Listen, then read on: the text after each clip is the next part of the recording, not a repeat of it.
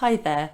In today's video, I want to talk to you about how you can find permission in yourself to be enough.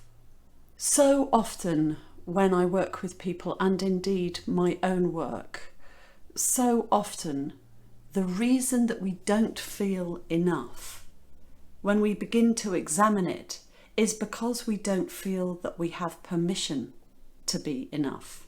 Let me put that another way. Why is it that you don't feel that you are enough? Where does that belief come from? Who comes to mind when you think, I am not enough at whatever it is? I'm not good enough, I'm not rich enough, I'm not successful enough. Whose voice other than yours in your head resonates that you bring to mind? For many of us, it's stuff from our families. For some of us, it's from our schools.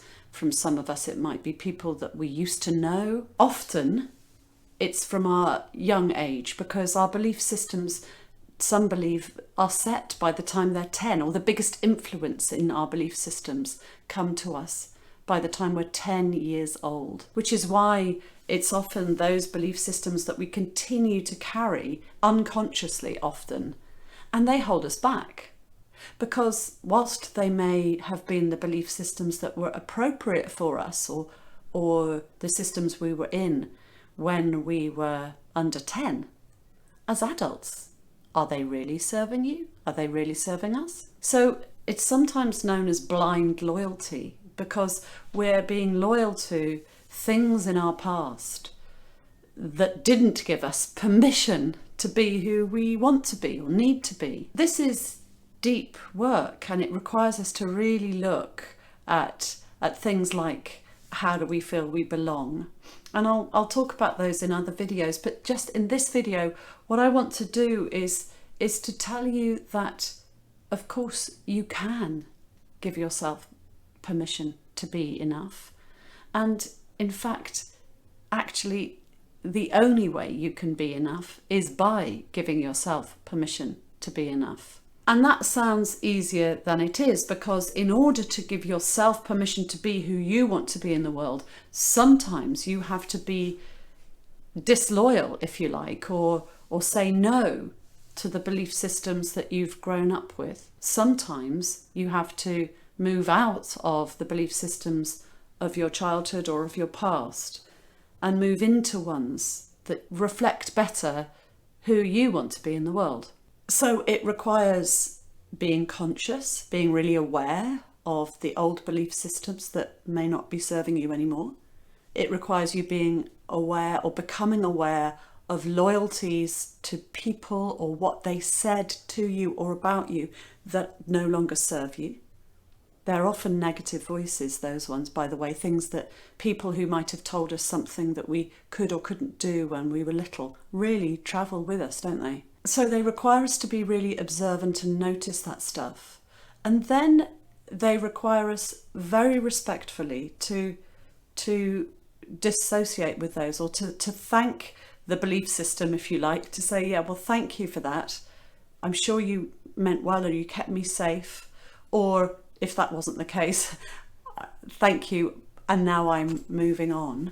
And it requires you to get into that slightly crunchy, difficult space where you feel uncomfortable because it feels new, and because it feels perhaps as though you're risking belonging or approval from this old voice in your head, or from a voice from the past. So this is really intense and difficult work, or can be difficult work, but it's so useful. And when I say difficult, I mean it takes you to difficult places sometimes, but actually it's so releasing, because what you're doing is replacing a belief system that no longer serves you, with one that does serve you.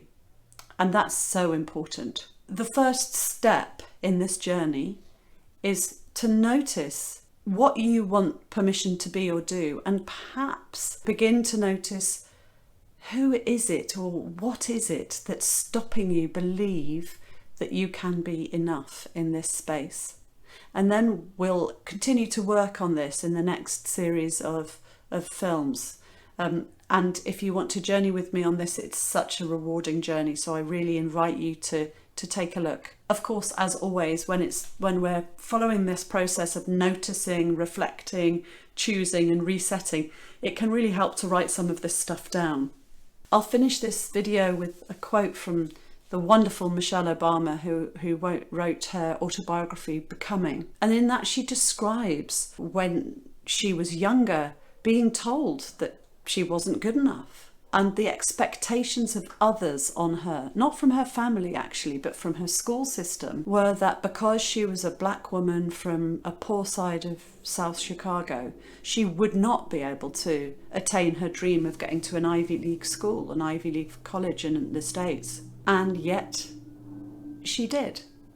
She says, I had to learn that I was the one to say to myself, am I good enough? Yes, I am. And it becomes a bit of a refrain through her book. Am I good enough? Yes, I am.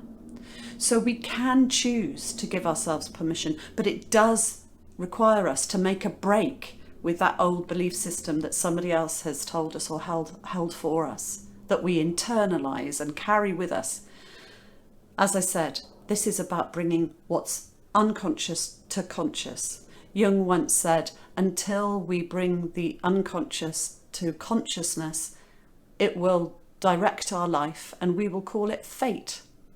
This is a process of bringing stuff in that we've carried for a long time into the open. Permission to be enough starts with you. It will require you to notice. Might require you to be disloyal to an old belief which might feel a bit uncomfortable. But ultimately, it will give you such freedom. And I really hope you enjoy the journey of releasing yourself from unconscious beliefs that don't serve you anymore. Give yourself enough permission to be who you are and want to be. Because, of course, the only person who can tell you that you are enough is you. And you can choose to be enough. I really hope that that will work with you and settle with you, because of course you are enough, you do enough, and you have enough, and together we can find the art of enough. Take care.